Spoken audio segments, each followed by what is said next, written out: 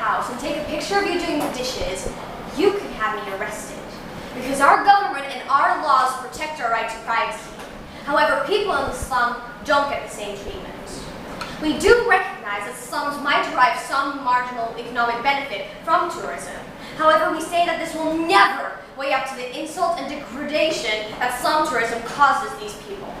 That's why Team Netherlands comes to you under the team line, dignity doesn't come in pennies and pounds. We bring you 3 points of contention. First, we're going to talk about how slum tourism belittles. Secondly, how slum tourism infringes upon privacy. And thirdly, my second speaker is going to talk about how truly marginal the economic benefits are. But before we start, I believe that contextualization is necessary. Because what is the economic benefit, economic circumstances of the slums? Because we tell you that in this debate, what slum inhabitants don't need is petty cash. What they do need is structurally new opportunity. Because we tell you that poverty is not a binary. We say that there are different types of poverty within the slum. And overall, there might be some absolute poverty, but the vast majority of households isn't so. Because when we look at Brazil, 65% of the slum inhabitants are in fact in the middle class. And when we look at Indian slums, we see that 2/3 have mobile phones and 9 out of 10 have electricity. What are the types of poverty we're talking about is actually poor health, poor hygiene, and structurally few opportunities. So slums are economic hubs, and we see that there are job opportunities, even though they're low skill and low wage, such as taxi drivers or street sweepers. We see that the true problems in slums are due to the explosive growth, 10% a year. And we see that governments are interested, but because it's generally seen as something they're out of control of. But because they have so little oversight, it's very hard for them to change infrastructure and give them new provision of public services. Thus, in this debate, we see that people in the slums don't need petty cash, but they do need structural opportunity. So who are the tourists that we're talking about? We see that slum tourism is a new trend. Hundreds of thousands of people go into slums all over the world, from the favelas to the townships. And tourists go on longer days, for example, to Brazil, and take short $25 day trips into the slums, where they take an air-conditioned bus ride from the city to the slums. These tend to be short tours because they're very straining, walking through crowded places with the sun burning in your neck. Sometimes they're even as short as 3 hours. So tourists come with a variation of intentions, but it's clear that for all these tourists, they don't go to shiny museums and shopping malls because they want to experience and capture poverty. And while slums are not the poorest areas, they are relatively poor in the eyes of the wealthy tourists with expensive cameras. So the unique selling point of a slum is in fact their relative poverty. Thus, seeing and talking and capturing poverty will always be a part of slum tourism. And we believe that the tour operators want to give their clients what they so desperately need, meaning pictures of the poverty they seek. And who provides these tours? We see that tourists often tend to stay in big cities in their hotels. And we see that there are many operators providing slum tours. In Cape Town, 40 to 50. And what do these operators need to get their public? They need to be able to afford English-speaking tour operators, so they have to be properly educated to an extent. They have to have air-conditioned buses, because you need to transport your clients. And they have to be able to advertise their tour to these people in the big cities.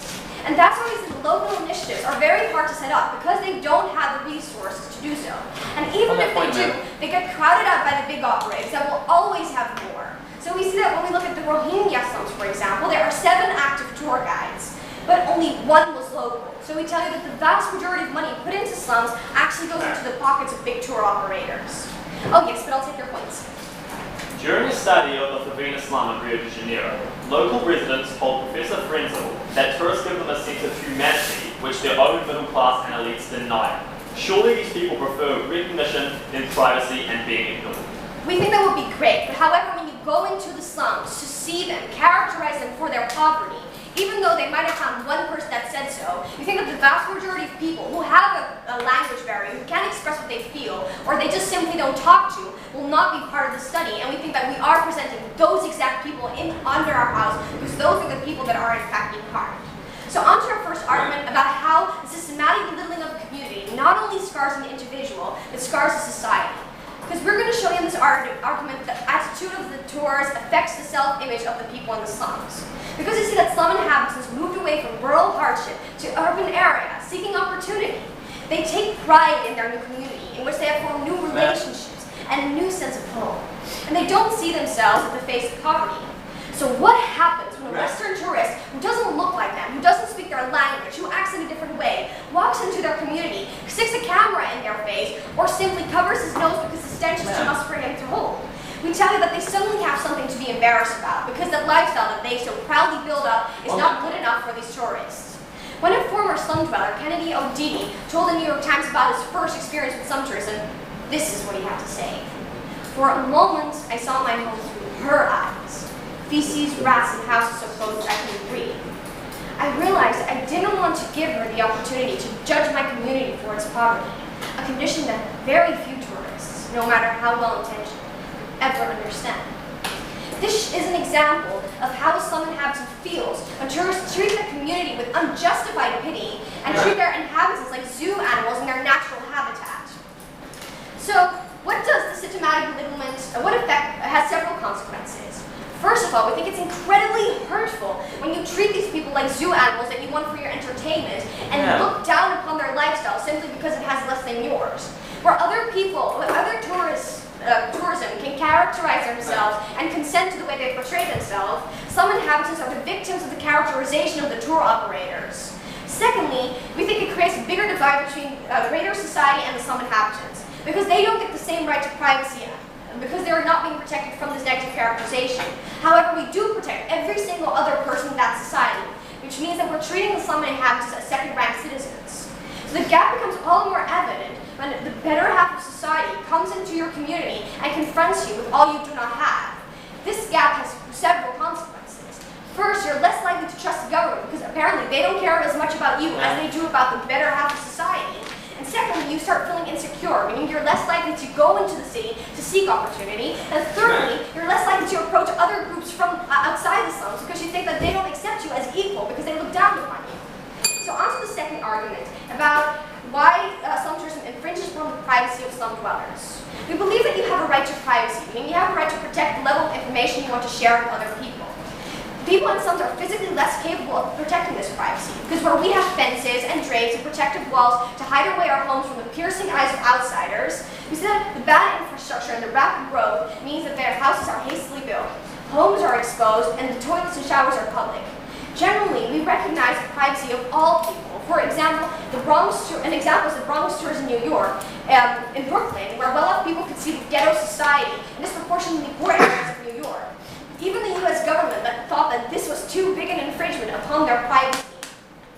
We think the right to privacy is something we must recognize all over the world. The tourists who go to the slums, their privacy is upheld. The tour operators and the rest of society, their privacy is recognized. And we even recognize the privacy of Team New Zealand when we asked them today if it was okay if we could film them.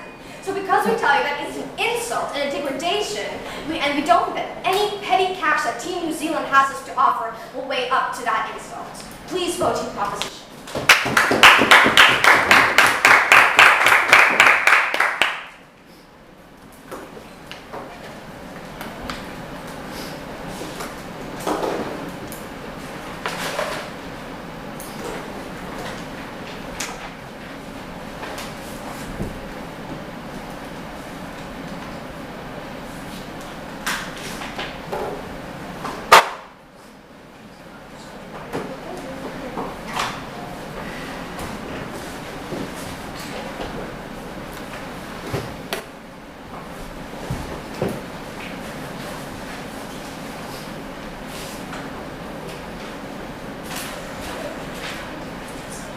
I thank the first opposition speaker for her speech, and now to open the case for the opposition, I call upon Leon Dennis.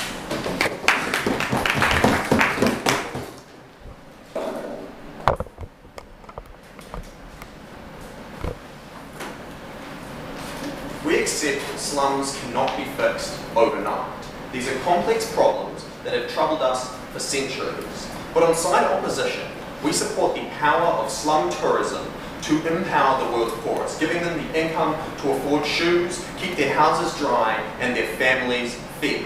That is so much more powerful than the nothing they will receive otherwise. We support allowing tourists to travel to slums to see these conditions for themselves and empowering them to do something about it. We do not support fraudulent organisations, and we believe, as I'll explain in my substantive, there are strong incentives to weed those out.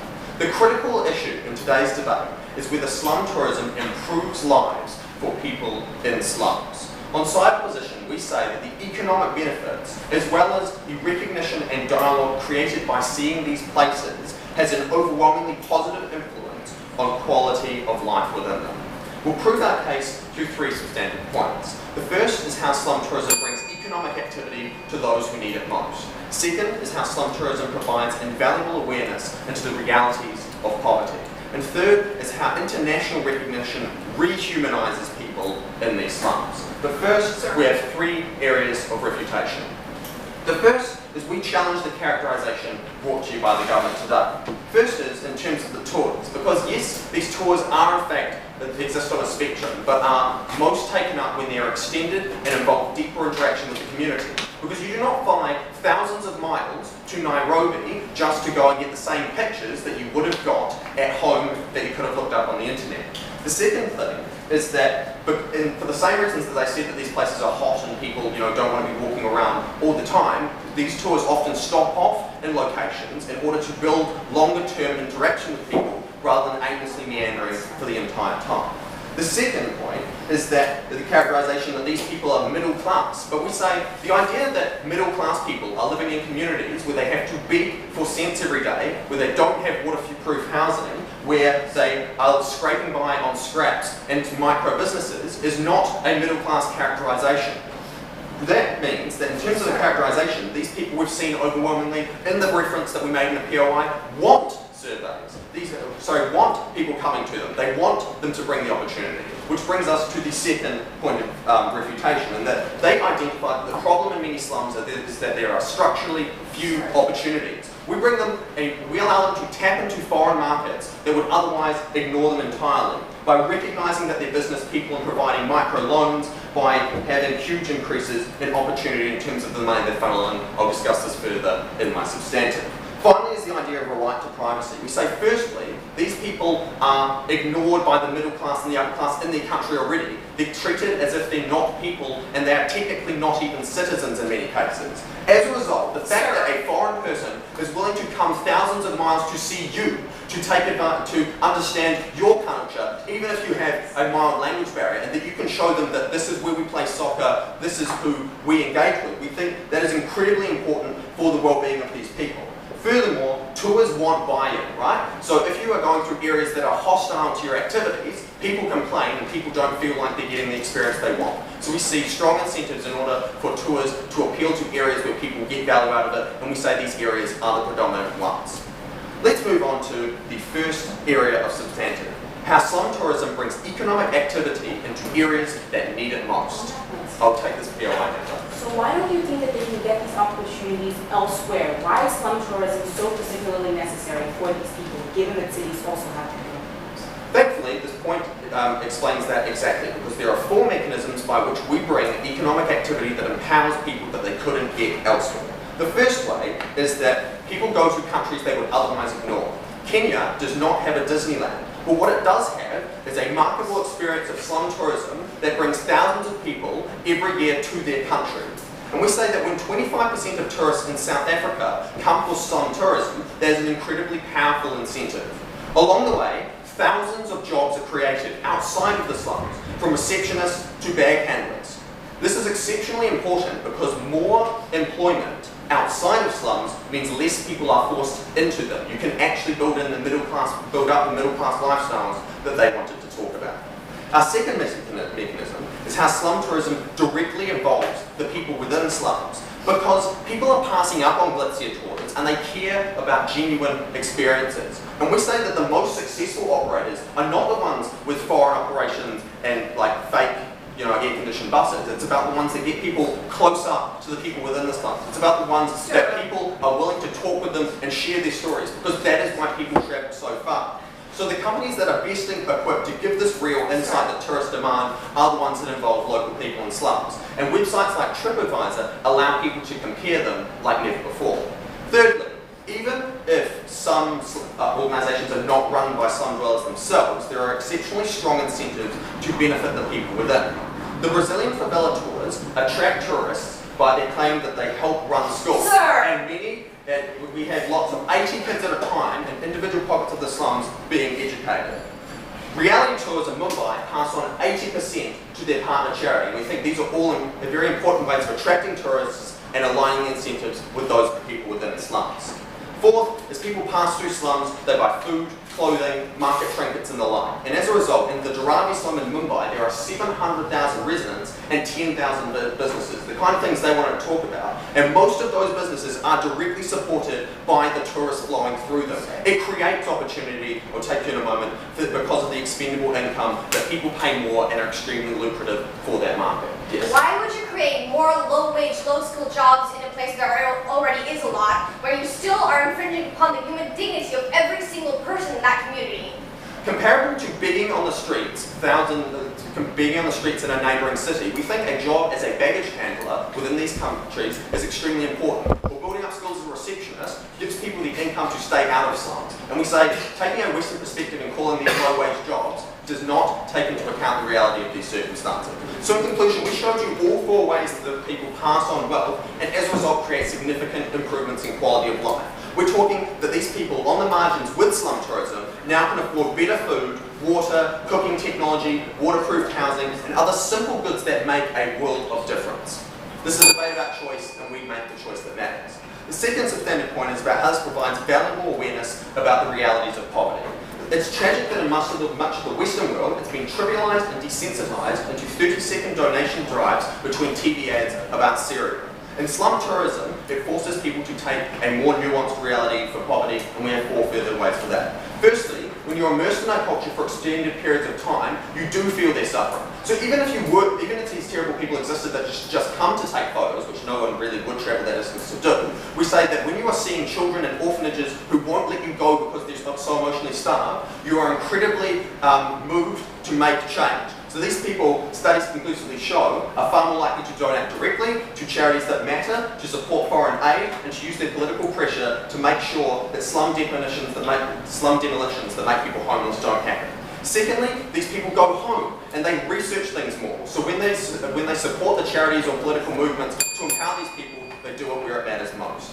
Third, these are capable, hardworking people, and when you see them, you ensure that you give money and microfinancing to make sure that they have the money to make their businesses work. So we think that when these people return from holiday, they continue the good. We're proud to propose.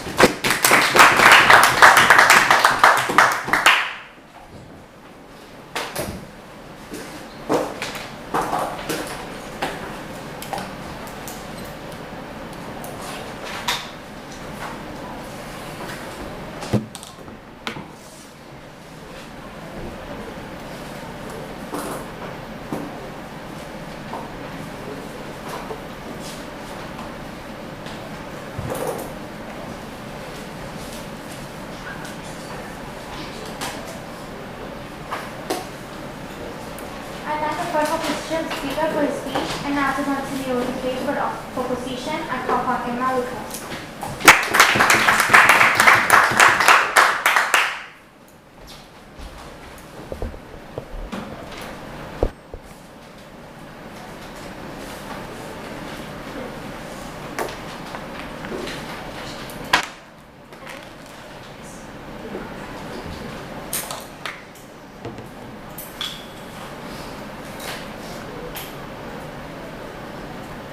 Ladies and gentlemen, we explained that this is a trade-off debate. We explained how the violation of privacy, how the fact that people feel like they're not worthy, is so horrible that one Coke a day doesn't weigh off against this. We got no response whatsoever from Team New Zealand except explaining there will be one Coke. We think that therefore they don't really deal with this trade-off.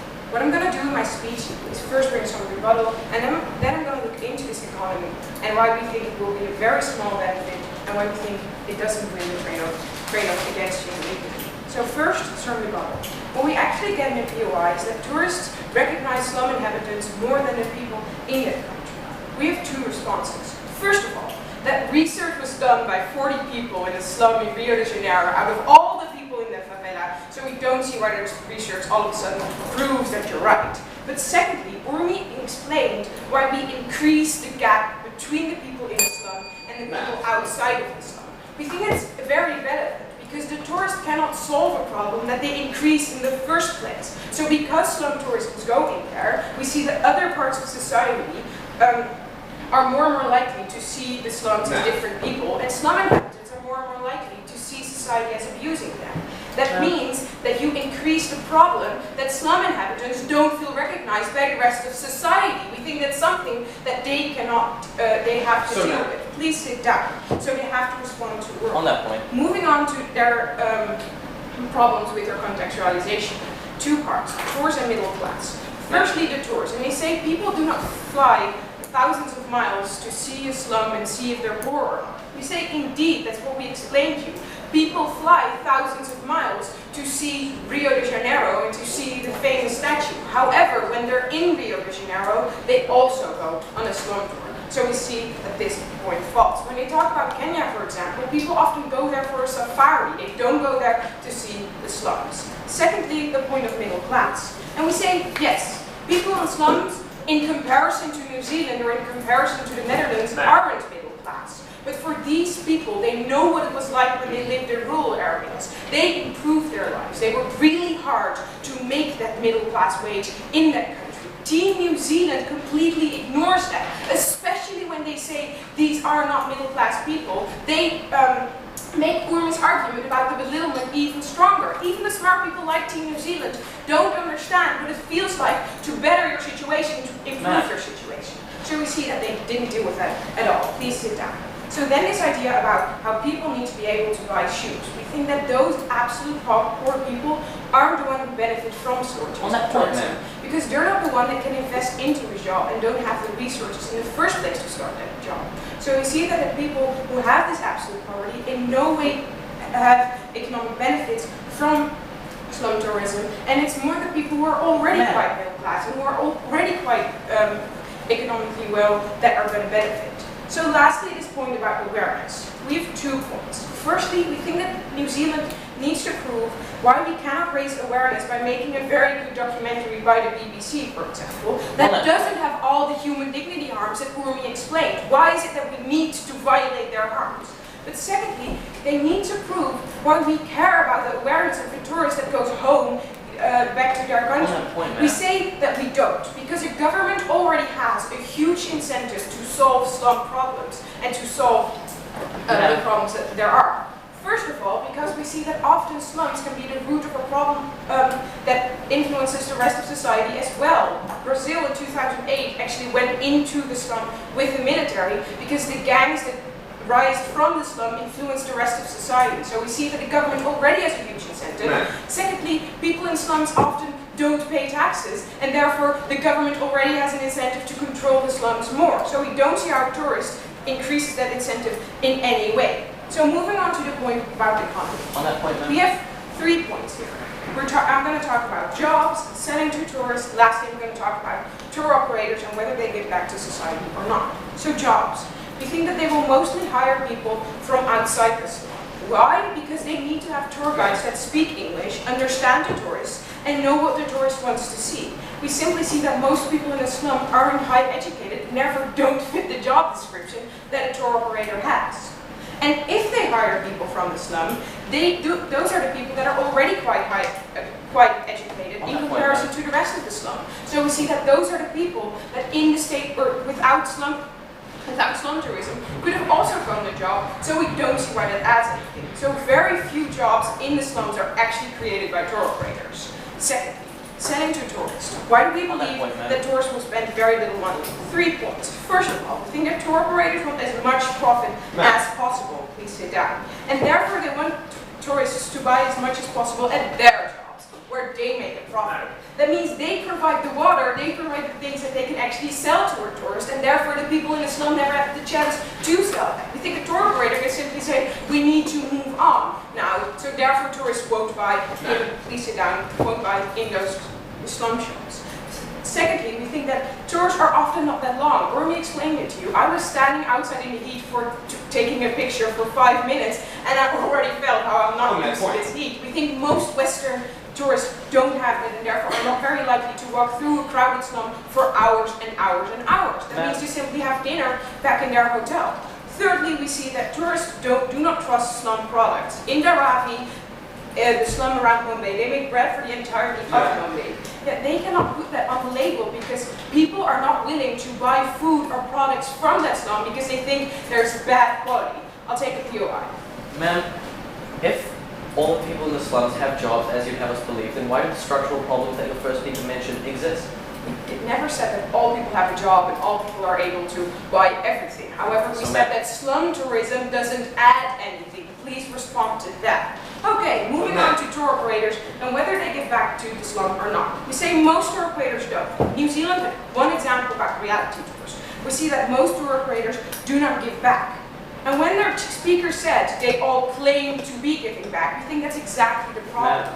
Tourists can be quite smart, but it's really hard to distinguish between different tour operators and which tour operator actually gives back to the slum and which doesn't give back to the slum. We think that has two problems. First of all, because a tourist cannot know whether they give back to the slum or not. They can have very good intentions, feel that they're doing something right, yet the tour operator doesn't give anything back, and all the tour operators does actually is making more profit. But secondly, we think that all people who want to exploit the slum have the ability to exploit the slum. Some people are not that good. Some people only care about money, and all those people have the ability to abuse a slum. We think that is an incredible harm. Moving on to the trade-off, and why we think we actually win the trade-off. We have two parts, the amount of people and the amount of harm. We see that when a tourist walks past a street, everyone on that street feels belittled. Everyone on the street feels pitied, even though they don't see why. And under the best harm that Team New Zealand actually brings to us is that some people can have a job. We think that that means that only a very few amount of people benefit from tourists. However, most people don't. Most people lose human dignity. The amount of harm, the violation of fundamental rights, and fundamental privacy is more important than selling half a Coke a day or a Coke a day. Ladies and gentlemen, please make this trade-off. Please vote for opposition.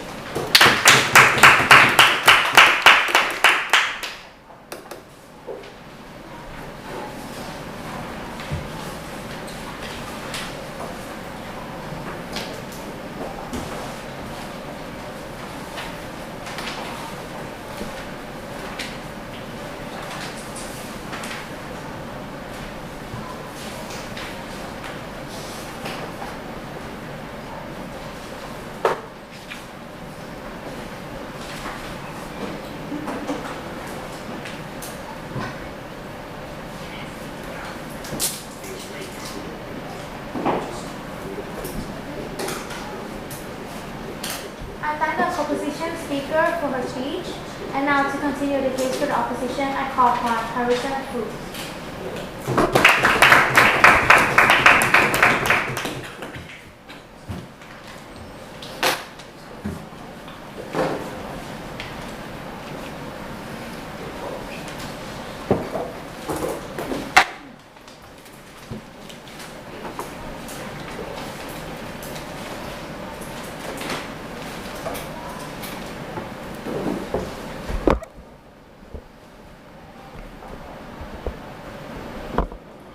Team Netherlands need to make up their mind, ladies and gentlemen.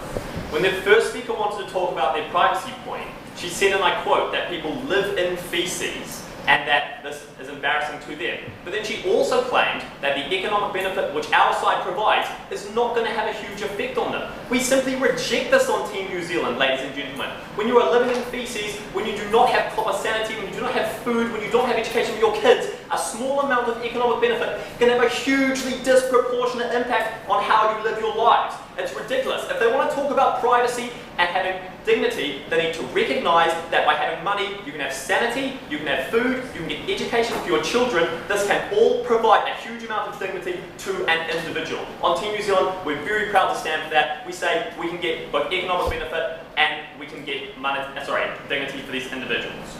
I have one point of substantive material today, which is how international recognition rehumanises people living in slums, which is in direct contention with the point in terms of privacy we had from the prop. But first, I have 4 areas of rebuttal. My first point is in terms of the contextualisation we heard at first, which is in regards to a need for structural opportunities for these individuals to be able to get out of poverty. First, we reject this characterisation for the exact reason I gave you in my introduction. that small benefits can be disproportionately helpful to people who live in abject poverty. But the second thing to say here is that structural improvements require government intervention, ladies and gentlemen, and we heard absolutely no mechanism as to how, when you don't have a government acting and they can see that a government doesn't act without slum tourism, that these people are going to have a change to these structural differences. In fact, on our house, we give you 3 ways in which the government will intervene if we have slum tourism. The first way is that when you have individuals going into these slums, you create a discourse on the kind of level of poverty which is within those slums. That can create an international pressure when they turn to their countries to try and put pressure on that government to intervene there. The second way is that when you have tourists in that country, you sort of generate attention to that issue and you make them want to engage with it. That government feels they need to engage with it. Third reason is that tourists are not going to continue to come if they feel the government isn't taking an active part in preventing this kind of poverty. They're not going to choose to engage. I think we have a huge amount of international culpability and accountability here because of the rise of the internet, things like TripAdvisor, which can make it incredibly obvious when people aren't acting to help them. Within those reasons, incentivize government to act in this instance. That's very helpful. Sure. We need Team Netherlands to reply to us how the government's going to act in any other way. Okay, second point here in terms of privacy and belittles. The first thing to say here is that the government doesn't recognise the other rights of these people. We're going to prove to my substantive point that the government doesn't even know these people exist. We think when there are 25% of births in India unregistered, you can't pay welfare to individuals you don't know actually exist. And we think you need to prove to us a mechanism through which you can know that these individuals exist before you can recognise their rights. So thank you. Second response is that these tour guides have an interest in not offending locals because they need to have buy-in from those people to make sure that they don't ruin their tours, of course. Driven by a profit imperative means you don't want individuals who feel their privacy is being breached to stop and ruin your tours. So we have things like the reality tours preventing photos being taken. We have locals knowing exactly when and where these tourists are going to be going, because if they don't have these measures in place, the tourists are very likely to ruin their tour and ruin current and future profits. That's a huge incentive.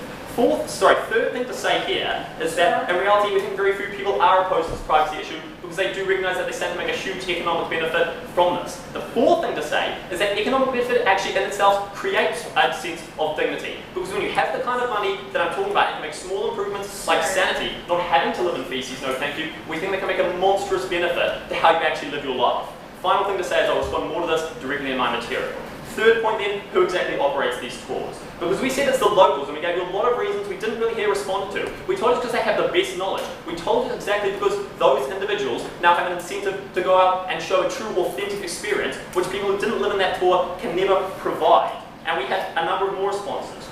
The second thing they wanted to say here was that you won't buy into these tours, you won't be able to buy from shops, etc., etc. We say that people realise when they're being shooed away from the mainstream people. I think it's very obvious when people are feeling coerced into not selling their wares to you, or when you're being taken away from these individuals. That reasons the people that are on these tours are very likely to want to go and seek out these individuals, to want to make a practical benefit. Because when you spend thousands of dollars flying halfway across the world, you're not simply going to want a non-authentic experience. We also had a claim that all these people won't want to stand in the heat. They won't want to experience the true slum. Ladies and gentlemen, if you pay thousands of dollars to fly across the world and then you go to a slum tour and you simply say, actually, you know what, that wasn't worth it. I'm just going to stay in my hotel room. Why not go to America, ladies and gentlemen? Why not go to Disneyland? If you want to go to the slum tours, that's the entire reason you're there. We don't think hot temperatures are going to put you off at all. Final thing to say is that most companies don't give back. We simply reject that. We think they have a huge incentive to give back because there's a huge amount of culpability with things like TripAdvisor. We think it's very easy for people to be recognised that they're not giving back to local tours. When we had told our example wasn't legitimate, when they give 80% back to a charity, we reject that. We also think legitimate companies have an incentive now to point out non-legitimate companies because they're in direct competition, ladies and gentlemen. If you see a non-legitimate company who's exploiting these people and you recognise you can make a profit of showing other people that they are being exploited, then you have a huge incentive to do so. We think that only legitimate companies continue to foster real buy-in from people outside, really beneficial. Final point of response, just briefly on awareness. All we ever says, all we got in response to raising awareness was, make a documentary. We don't think making a documentary works in the status quo to raise these, I'll take it in a moment, to raise the kind of awareness they want to talk about. It already happens. It doesn't evoke the kind of response you get when you're really engaging with people. We think you're much better off to continue with slum tourism. Yes, ma'am. Could you please respond to our analysis why a direct incentive for the government to solve criminality is way bigger than a tourist going home and thinking, wait, maybe we should do something about it? Solve direct criminality. A little bit unsure as to what you're saying here, but what we're saying is the government has a huge incentive when it recognises it can make money from tourists, but make money from tourists only when it's legitimate, because those tourists won't buy into the fact that they don't feel like the government's making an effort to make a change here. On to my substantive point then, how international recognition rehumanises people living in these slums. Because the premise of this point is that both teams recognise that while economic benefit is a pressing issue to these people, we also have to recognise that when you're in absolute poverty, being recognised as a human being with unique culture and real worth can be very important, even more important at times than money. The prop says that slum tourism is an invasion of privacy, it's dehumanising. But on Team New Zealand we say it's quite the opposite. They give these people a recognition of humanity they'd otherwise suffer without. Why is that? First, we must consider the socio-political climate which prevails in the kind of nations where this happens. Two things to say. One thing in terms of state, but first, yes.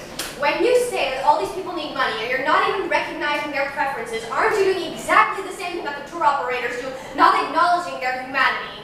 Man, we've proven to you that people want economic benefit because they stand to get disproportionate gain from that. I'm not going to repeat it. Okay, first thing to say in terms of state. We think the kind of developing nations we're talking about have inefficient states, often inactive states. We think in India, when 25% of births go unregistered, when these people don't have access to the census, access to welfare, that's really harmful because the government effectively says you do not exist. We do not recognise you as human beings. Moreover, second thing to say in terms of upper and middle class individuals, there are often huge dichotomies of financial extremes here. We think of Savina when you have a slum that is on a hill that looks down upon two of the most affluent areas in Brazil. This means they have very rich right next to very poor. These models try to ignore the fact that slums exist. They see them as a failure of the state. For that reason, they choose to try and ignore them, pretend they don't exist. We think that's when Fabio Frenzel, a noted academic, said on the subject and talked to Brazilian people in these slums. They said, tourists give us a recognition of our humanity, which the elites and middle class in our society do not. So how do we change that? We change that because the people who come over here and spend lots of money have a huge incentive to do so. We do it three ways. The first way, people feel as if these individuals care about their struggles. When you're crying out for help and your government and fellow citizens are deaf to your pleas,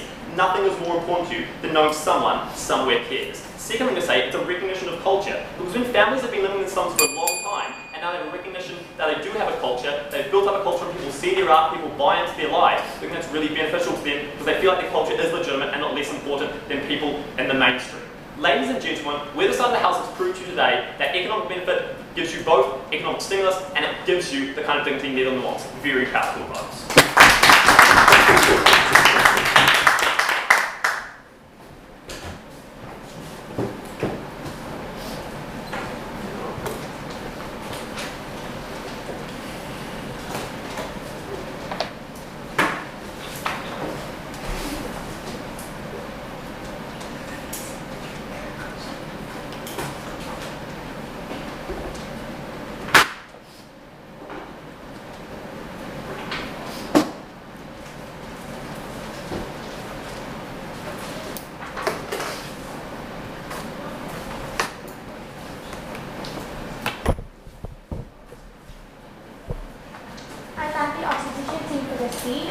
And now to continue the case for the proposition, I call upon Uchi Odikanwa.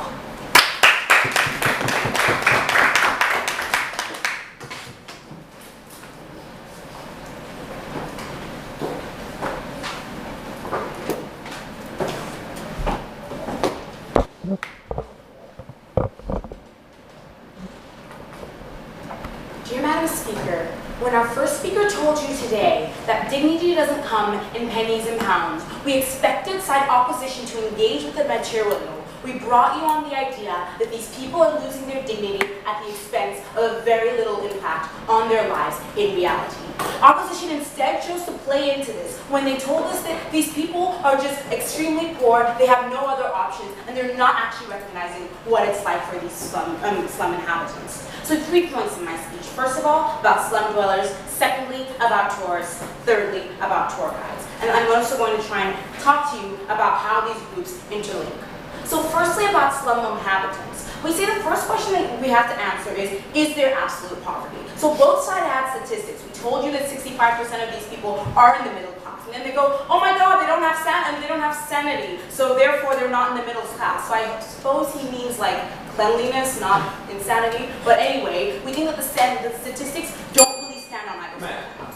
But what we did give you on side proposition is analysis. When we told you that slums are growing at 10% a year, this means there are opportunities that people recognize, and that's why they go to these slums, right? People actually want to engage in the economic opportunities that they have there. So we think there are these opportunities. People can seek them out, and they are. Otherwise, they wouldn't move from sometimes like miles and miles away from rural areas to slums for this reason. So we think that there are low-skilled jobs now because cities are growing, and we don't see how this is going to have such an impact to these people's lives. We think that even if there are slums, and there is absolute poverty, these people are not hired because they don't have the actual capabilities, and secondly, tour operators are going to be cutting deals to get themselves ahead, and our second speaker talked about this. They really should have engaged, right? So what does this mean? It means that the people that this $5 a day or $2 a day could possibly help aren't helped and aren't the majority. The majority are in fact these middle class people, or these people that already have jobs, already have a dignified lifestyle. And we think these are the people that they're hurting the most, right? Because these are the people that actually need the slums to improve. So what is that poverty actually like in the slums? Because we think that it's a very fine line, and they're claiming that we're contradictory, but we're not. We think that what the slums are like to the people in these countries, the people in these slums, is that maybe they are dirty to us, but to them it's something that they can actually live with. It's not that much worse in the city. It's better, it's much better than where they came from. So this means that relatively to them, it's not that bad. But relatively to the people in the West who have simply just come in, it's an awful experience they can't imagine. We think that this is something that we need to recognize. It means that it's very, very difficult to give them an awareness anyway, because this is a divide that they simply can't bridge. Even Team New Zealand can't bridge it today. So we don't think this poverty is something that is so absolute that $2 a day is actually going to help. What they need help with is structural problems. Is fixing the structural problems. We think the problem with fixing these structural problems isn't that there's too much poverty. It's simply that it's extraordinarily difficult. When we see growth of 10% a year, that means that every year millions of houses are being built in slums. This means it's extraordinarily hard to control growth, to control infrastructure. That is a problem with slums right now, and it's not a problem with poverty. It's a problem of urban planning. We think that they need to deal with that. But then they told us, no. What these people want is recognition. So first of all, we highly doubt that this is the case, right? We think that a lot of people don't need recognition from foreigners who just come to their country to pity them. We don't see why that's something that they actually want. We don't see why there's something that's actually like. We think that they need to give us some examples. But then again, their point actually rests on the idea that all people who go to slums are just completely kind, loving people. We say that first of all, there is an aspect of human nature that is quite sadistic, right? When we see a car crash, we do like to stop and watch, because we do think that sometimes people do have a sadistic enjoyment of that. We think these are some of the people that are going to the slums. They need to recognize that human nature isn't so beautiful like that. Secondly, we think that even if there's some people who do actually care, they're often quite appalled as to what they see. So we think the idea that they're all of a sudden going to enjoy, they're going to have a conversation, that they're going to be able to get over their shock and approach these people and discuss with them, is something that they need to give us a little bit more analysis on. Thirdly, we'll tell you that the stigma against these slum people within their country is actually going to increase, right? Because these tour operators are all of us going around and telling people you can go to the slum, you can see the depths of poverty. Even if it's not the case for the people within the slum, that's what they tell the tourists, because that's what the tourists want to hear. So what does this mean? It means that the stigma actually increases when more and more people see the slum as a place of poverty, rather than a place of economic growth, rather than a place of prosperity. So all the problems of recognition they're talking about are intensifying on their side of the house. Thirdly, we think the real effects of actually having this recognition is quite unclear. We don't see how it's particularly bettering the lives of these people, especially when we tell you that a majority of them actually don't want this type of recognition, and the recognition itself isn't possible. So secondly, why do people go to these poor countries? So they basically claim that people travel millions of miles to South Africa simply to see a slum. We think that they had to give us more analysis on why this is the case, because empirically it's untrue, right? When they give us a statistic like 25% of people go on slum tours, we think they don't go for the slum, they go on slum tours. What does this mean? They go for the beaches, they go for the safaris, they go for the Olympics and the World Cup. We think that they go for sun in the sand. We don't think that they specifically go for the slum tourism, because experiencing that for long periods of time is actually very hurtful. We think that on average, slum tours actually do last 3 hours, because it's not something that people can take for extended periods of time. And we don't think that's why they're going right now. So we think that a lot of the argumentation is hinged on the idea that these tourists do actually go for these slum tourists and for the slums. If that isn't the case, it means all of their analysis on political awareness and recognition basically falls. So they need to give us more analysis. But what they then told us is that these tourists are going to go there, have such a life-changing experience, and gain awareness. So 3 points. First of all, we think there's poverty everywhere. There's poverty in most countries. We don't see why they specifically need to go to slums if they actually want to like get this awareness, right? We think they can do it in their own country, so they didn't explain why that's so necessary. But secondly, we think that this idea of like promoting discourse is quite unclear, right? Because like UNICEF, organizations, UNESCO, all of these people are trying to create these discourses on slums. They are experts. We don't see what these tourists can do with their Instagram pictures. We think that it needs to be more clear on that. Thirdly, we think that right now the governments have massive incentive to actually try and help the situation come because of like spillover effects, because it's often a very big sign of lack of control of the government because they can't control these areas. Because we're talking about millions of people that aren't paying taxes. We think that the reason the governments don't do and aren't being able to make changes now is because it's very difficult. To improve infrastructure, you have to dishome people. We think these are problems that people are discussing and trying to solve right now. We don't see how proposition is dealing with that. We don't see how an awareness works. But even if it does, we don't see like how these people have a duty to raise awareness if it means that they're being degraded. We don't think that stands. But then on to tour guides, because they basically gave us this idea that they have an incentive for authenticity. We say, first of all, that people can't distinguish who is an authentic one and who isn't. The idea that like they're going to see that the slum people, the slum dwellers don't like them is completely false, right? We think that altogether, they just walk by in these slums, and there's a language barrier. This means the conversation isn't very well done. But even the people in the slums themselves are very nervous, right? These are new people they don't know, people they don't recognize, walking through them. The idea that they will approach them and have a discussion is quite unlikely, right? So we think that either way, even in good or bad slum tours, you're going to have the same sorts of problems. We think the idea that non-legitimate competition can be shown has the same problem, right? Companies don't know who's good, who's bad, they can't prove it. They haven't shown us why slum tourism is particularly good vote proposition.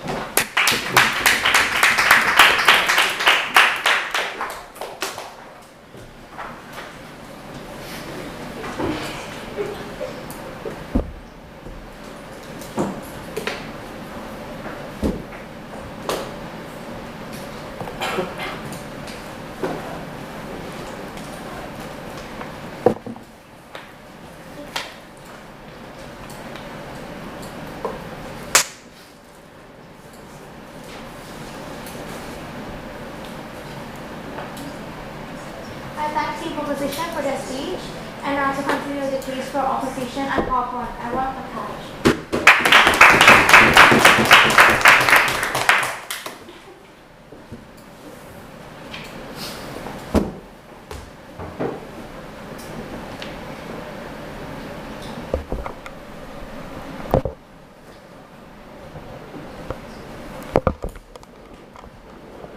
It's indicative of a case that doesn't engage with the real world when one side of this house tries to argue that the biggest issue facing slum dwellers is where to build their houses and urban planning. It's indicative of a case that doesn't engage with the real lives of people living in abject poverty, that they deny the premise that people in slums need money to better their lives, need money to have the very dignity that that side wants to propose is going to be gained through their proposition. And it's indicative of a case that isn't true when they try to argue and avoid the economic benefits that we've brought to you throughout our Team Slum. So, my second speaker asked Team Netherlands to make up their mind about what they were trying to do. And ladies and gentlemen, they did. This debate's come down to three main issues. First, whether or not economic benefits improve the lives of people living in the slum. Second, the nature of tours and how tour guides and the people on those tours benefit people in the slums. And third is an issue about which side best provides these slum dwellers with dignity. But before that, let's talk about slums, because Team Netherlands doesn't seem to understand what life in the slums is like, how people come to be there, and the problems they face.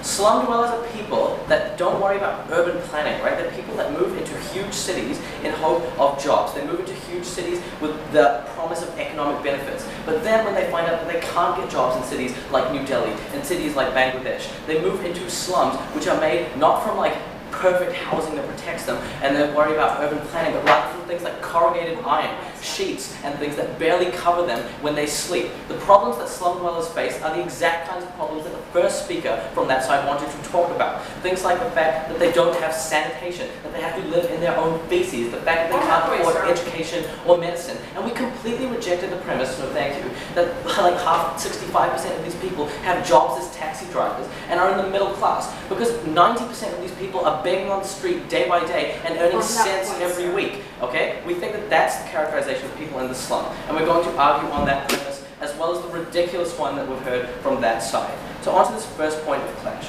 whether or not economic benefits improve the lives of those people in the slum. Sure. Our biggest push in this debate has been that economic benefits to people in the slum not only provide solutions to the structural problems that that side mentioned, but also provide the dignity that they wanted to talk about. And when they said that dignity doesn't come in pennies and pounds, we just reject that as well. We say dignity does come in pennies and pounds, and when my second speaker told that to you, we don't think the third speaker had any adequate response. So two areas under this point. First of all, there's an argument about the benefits of money in slum areas and how that actually comes to be. We think that when the first speaker from Team Netherlands conceded that slum dwellers will receive an economic benefit, they lost the debate. And why is that the case? Because when slum dwellers receive an economic benefit, it happens in the cases of slum dwellers that are selling wares, selling goods in those slums. And we think that that's the case for the huge majority of slum dwellers who are selling things like that within their slum areas. When tourists come into a slum and decide to purchase these goods and purchase these wares as souvenirs from their tour there, or as like memoirs of their trip to that slum, we think that the money going to those families allows them to fix the problems that that side of the house wanted to talk about. So what actually happens, and what does life look like for a slum dweller when your income is increased?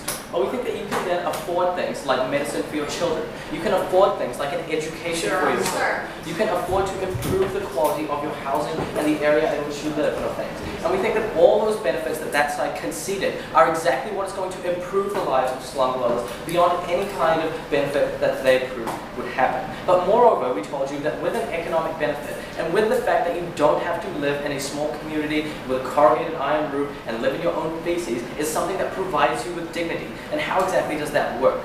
Well, we think that the entire reason slum dwellers do feel in a position where their dignity is threatened, or where they don't have the same level of dignity as other people in that country, is because they are living in such abject conditions compared to the rest of the people in that country, right? They were very eager to tell you from the beginning that slum dwellers don't have dignity. But why is that the case? It's because they don't have things like houses like the rest of the country. It's because they can't afford things like education, like other people in that country can. And when you provide them with the means to do that, we think that it empowers them and gives them dignity.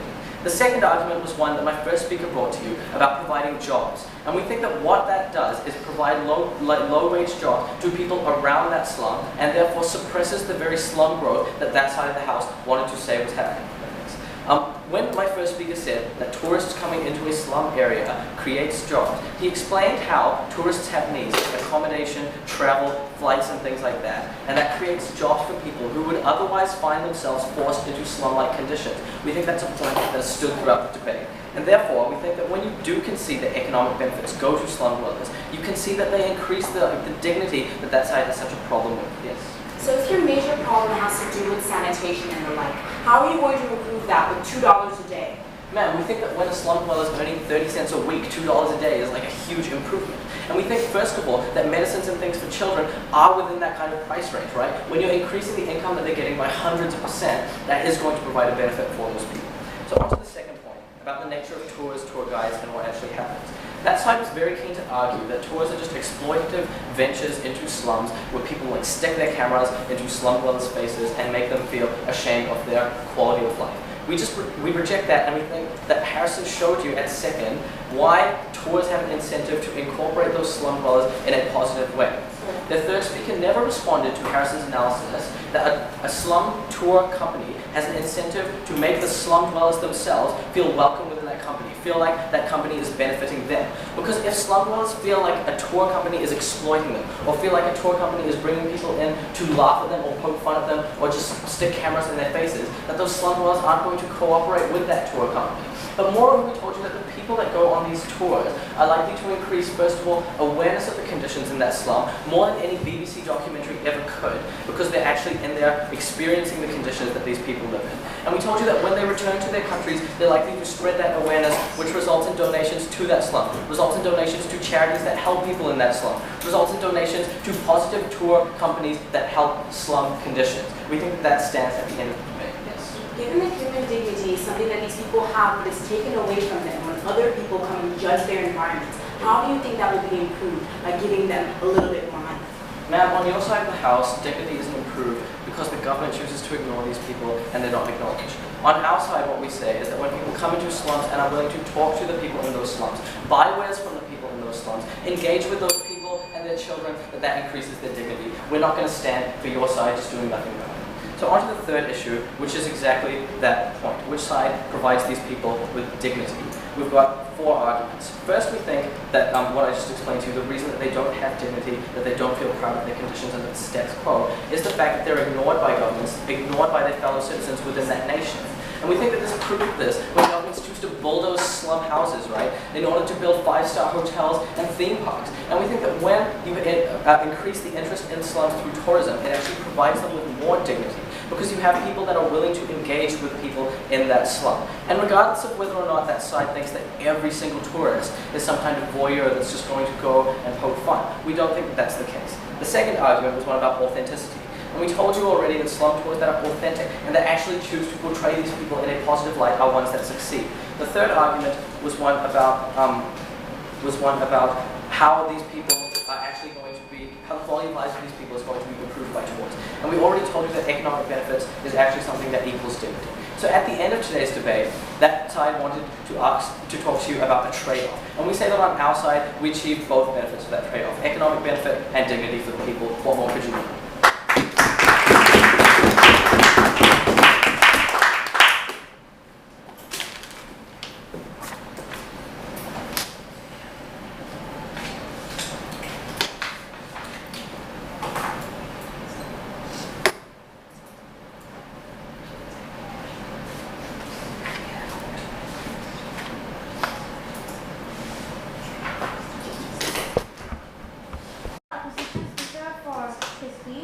We now move to the team's 4-minute concluding reply speeches.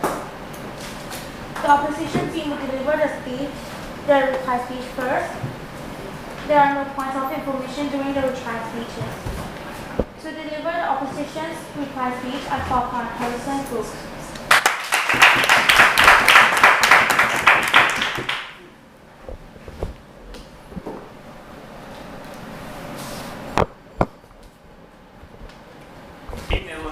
Entire debate creating a false dichotomy in which monetary benefit and dignity cannot exist co-harmoniously. That dichotomy does not exist, and on Team New Zealand, we've proven to you throughout today's debate that is not the case. We can say they are heavily intertwined when you live in abject poverty, that a monetary gain can make a huge benefit to the dignity that you live in. And moreover, we've shown to you that tourist guides and people who go on these slum tours have an incentive not to belittle these people, not to make them feel as if they are not equal human beings, something which the state systematically ignores and does not give them the benefit of. Team New Zealand has shown you today that it's very important for us to look after these people through economic benefit and through granting them humanity. Very proud to oppose. I have 3 questions to explain today. First question, whether or not economic benefit occurs and whether this helps these people. Okay. The first thing to say to here is that Liam gave you 4 very clear mechanisms in his speech as to how this occurs. The first was that these people go to nations they would otherwise avoid. The second was that most successful of these companies involve locals who are directly engaging. We think this is obvious to tourists when this is the case, because they realise they're getting an authentic trip. We think they have a huge amount of accountability in terms of when they go to things like tour advisors. We think there's also accountability insofar as that legitimate companies now have an incentive to point out non-legitimate companies, a response we never heard anything from. The third thing was that they attract tourists to do charity. They attract tourists to donate when they return, to create discord and encourage others to go when they return. And we heard very little response from that side of the house, because they said, oh, these people are appalled. And they somehow made the claim like they wouldn't now benefit these people. When you're appalled, when you see abject poverty, that's very different to your life. That evokes a huge sense of humanity, a huge sense of suffering. When you see people who are potentially living like animals, that makes you want to respond in a way that's going to donate to those people, to go through the NGOs that we're so proud to support. We think that's really beneficial. The fourth thing was we heard from them was how these people choose to engage with things like food being sold, choose to engage with things like clothes being sold, choose to engage with things like market trenchings. First thing side proposition wanted to do was make a massive concession in today's debate that there is going to be an economic benefit. We think that was a big mistake by them. But then what they wanted to tell us was that this money doesn't trickle down. But we think there's a huge incentive, as we pointed out all the way through our case, that there is an incentive to have that money trickling down because there's a degree of accountability. We gave you those two mechanisms of culpability and legitimate other companies pointing it out, and we heard very little response in terms of that. The other response we heard from the proposition was that most of these people are in the middle class anyway, and they're relatively well off. They come to the city to be able to live a better life they come from. Ladies and gentlemen, that is not the truth. You don't leave rural areas to come to the city to go live in slums surrounded by other people in poverty where there's not correct sanitation. I apologise for calling it sanity earlier. We think the reason you come here is because you go to the city to try to make a better life for yourself. And when you can't do that because you're cut out of jobs, you have to fall back to the slums because you have nowhere else to go. We think that's really beneficial. We told you that they need government stimulation. The side said they need it too, but they gave you no mechanism as to how that was going to happen. We think with the side that proves you get economic benefit, and the side that proves you that this does help these people feel better about themselves and have humanity. Second question, which side gives dignity to these slummers? Basically the premise of this point from the prop was that it's an invasion of their privacy. We gave you a lot of analysis as to why there's an incentive for these people not to harm the privacy of these individuals. Because if they do, those individuals are much as likely to continue to engage with those tools in the future. If you're driven by a profit incentive in terms of providing tours, you're very unlikely to want to have tours that are hugely disrupted by people who are very unhappy with the process you are taking. There you have an incentive to not take photos as reality tours do in India. You have an incentive to tell these people when you're coming and where you're going, so they'll be ready for that. We think that's really beneficial, and we literally did not hear a response in terms of that. We also had a response in terms of how you get a dignity and recognition of culture and need. We said, one, you're being systematically ignored by your government, but two, when you have no money, intangible things like culture, intangible things like humanity start to become very important to you. Again, we didn't have very much response on that, except saying it's not true, people don't need recognition. That's not true, ladies and gentlemen, they do. Final point very quickly on the nature of tourists. They said they want to go here just to poke fun. We reject that premise from the outright. They go there because they're engaged. They have a huge monetary incentive in terms of paying thousands to fly there to engage with a proper, authentic experience. We didn't hear very much response from that side of the house. Team New Zealand today said we can provide both economic benefit to these people, and through that we can provide them better lives. Very happy to oppose.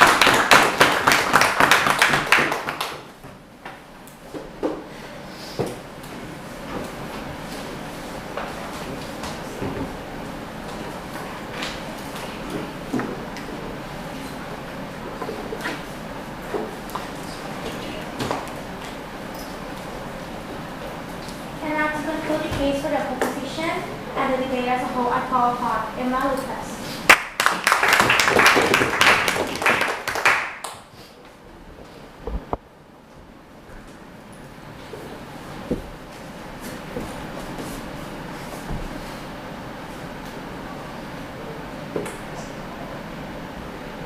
Ladies and gentlemen, we explained to you why the systematic loss of human dignity, the fact that you're belittled, is absolutely unacceptable. The only response we get from Team New Zealand is, these people live in abject poverty, therefore every penny is something that saves them. We explained to you why those are not the people who actually benefit from slum tourism. We explained to you how most people have structural problems, and that's in no way solved by slum tourism. What I'm going to talk to you about is first awareness, then economy, lastly human dignity and the trade-off. So first, let's look into this idea of awareness. The analysis we get from Team New Zealand is that a tourist didn't really know about the problems in the slum, then goes into a slum to make them understand. Then they go home, they still care a lot about the slums. That means they increase pressure on their government, and therefore they increase pressure on the government of Brazil. It's literally the analysis we get. We explain to you why they need to explain why it has to be through slum tourism that the people get awareness. And then their second speaker tries to rebut it by saying it in a sarcastic voice, ladies and gentlemen. We don't think that's dealing with the problem. But secondly, when their third speaker says, no, it's different because they're actually in a slum, we say, yeah, kind of obvious that they're in a slum, that's the problem. So we also explained why the government already has a huge incentive to solve slums, and why a tourist in another country isn't going to increase that incentive. No response. So moving on to the economy, we actually explained to you how it's not likely that people from the slum are going to be hired. And when people from the slum are going to be hired, it's going to be the people that are already quite well off. No response. We explain to you why people do not trust products that come from the slum and food that comes from the slum. No response. We explain to you why in Dharavi people cannot sell their bread because nobody trusts that bread. We think that's a problem they don't solve. We explain to you why tour operators and tour guides have an incentive to take away the ability to buy things at a shop. And we explain to you why we increase the stigma. The only response we get from Team New Zealand is everything can help and these people live in abject poverty. We don't see how the fact that some people live in abject poverty means that other people can benefit from slum tourism. Because we explain to you that the people in abject poverty do not have the possibility to start up that job to become a tour guide. That means those people do not benefit. However, their human dignity is harmed. We explain to you how one Coke cannot bring sanitation to the area and therefore cannot solve the structural problems. And we explain to you why it's no way realistic that people fly thousands of miles just to see a slum. Again, no response. So, moving on to this idea of human dignity. We actually explain to you how there's belittlement. The fact that New Zealand says these people didn't improve their lives, these people shouldn't want to be living in slums, is actually part of the problem. Even Team New Zealand doesn't recognize the fact that these people have worked really hard to improve their lives. Poverty is way less in slums than in rural areas. No response. We explain to you how the unique selling point of slum tourism is poverty, and how that increases the fact that they're only going to talk about poverty, and only going to talk about how horrible it must be. And then Team New Zealand says, no, they can talk to slum residents. We say that Team New Zealand debating in English probably doesn't understand how it feels like to have a language barrier. But for most people, without education, it's impossible to overcome such a language barrier if you simply speak two different languages. No response. So, moving on to this training, we explain to you how the loss of human dignity doesn't weigh off against the small economic benefits Team New Zealand at best provide with slum tourism. We explain to you how the people who are already quite well off are the only ones who actually benefit from slum tourism. No response. We explain to you how human dignity is important, how people in slums deserve human dignity, and therefore we beg you to